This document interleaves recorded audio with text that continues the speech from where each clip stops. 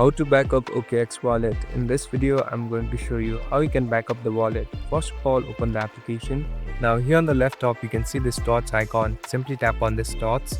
Now this is the profile settings. Here, if you scroll down, you'll be able to see the option called OKX Wallet. Simply tap on OKX Wallet.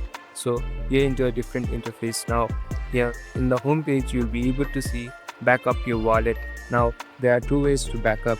You can do it by Google Drive or manually. So here I'm tapping on manual. Now tap on continue.